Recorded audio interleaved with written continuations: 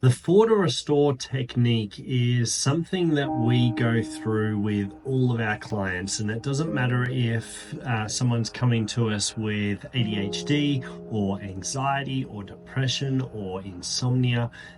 We run them through this technique and have them practice it for at least 5 minutes in the morning and 5 minutes at night. Ideal is 10 minutes in the morning, 10 minutes at night. So what this is, the first step to the Four to Restore is we turn our attention inward to the center of the chest and we slow our breathing to a rhythmic pattern of 5 seconds in, 5 seconds out, or whatever is comfortable for you. But what this starts to do is create what is called heart-brain connection or heart-brain coherence. And we measure this by doing something called heart rate variability, which I've done other videos on that you'll find on heart rate variability. But what this starts to do, we begin to see our HRV readings start to increase when we slow our breathing to this rhythmic pattern and turn our attention inward to the center of the chest. And what this starts to do is impact what is called the hypothalamic pituitary adrenal axis, or HPA axis, which we've done videos on the HPA axis as well. But just think of the stress response. So what this starts to do is lower that stress response. And then the second step for the Four to Restore is we bring on a positive emotion of joy, love, compassion, or gratitude. And what this starts to do is it enhances our HRV even more and lowers that stress response even more. But more importantly, this strengthens our immune system. There's an organization called HeartMath, and what they did was take readings of IgA levels. IgA is immunoglobulin A, which is really the first line of defense in our nasal passage, our mouth, our eyes, and for females also their breasts. And IgA levels are spiked when someone brings on even 5 minutes of gratitude, compassion, and care.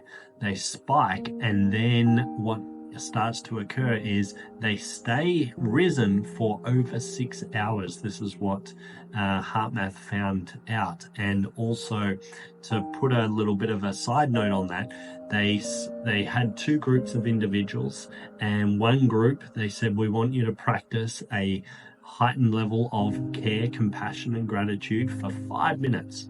And they took IgA levels periodically for a period of 6 hours, but every half an hour after, and obviously before they started the intention exercise as well.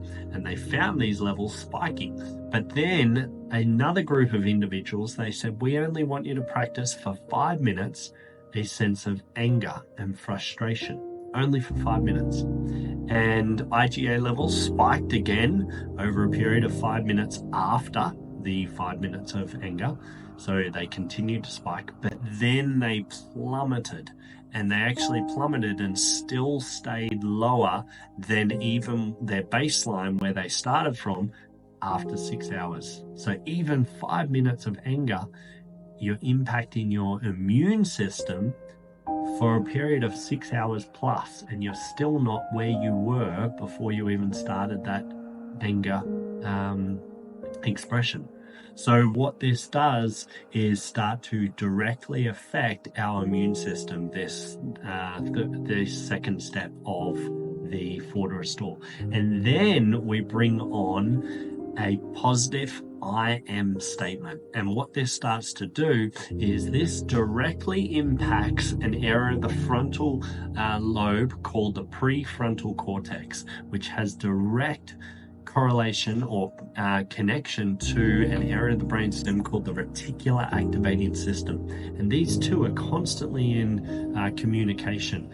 And the reticular activating system also assists with things around the autonomic nervous system, but importantly, with the connection with the prefrontal cortex, it's signaling to say, hey, what's going on in there? If we are stressed and we're saying, I'm stressed, I'm angry, I'm frustrated, I'm tired, I'm hurt, I'm whatever it is, I am whatever, the reticular activating system says, okay, we will search out in our outer environment and also our internal environment more reasons to make that real.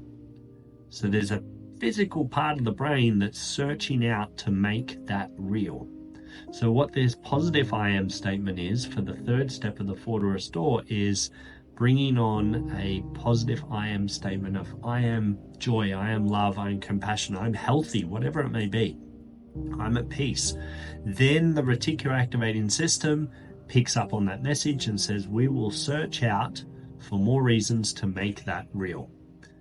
And then the last step is we let all that go and we move into meditation. And what this starts to do is lower the impacts in what is called the default mode network, which is made up of 4 areas. It is the hippocampus, also the medial prefrontal cortex, which is pretty much right just in this kind of area. It's right at the prefrontal cortex, just up a little bit, and then also the parietal lobe. So the parietal lobe, the prefrontal cortex, and the hippocampus. Think of the hippocampus around memory formation and retention, and then also the posterior cingulate. And the hippocampus and the posterior cingulate are both areas of the limbic system, which is really the underneath our neocortex, which if you think just a brain, most of us think of that outer walnut shaped area. That's called the neocortex. Just under there is the limbic system, and the limbic system is our emotional area of the brain. So the hippocampus and the posterior cingulate are both part of the limbic system. And what this does, all those 4 areas spike or are heightened naturally in participants with anxiety and things like depression and mood disorders.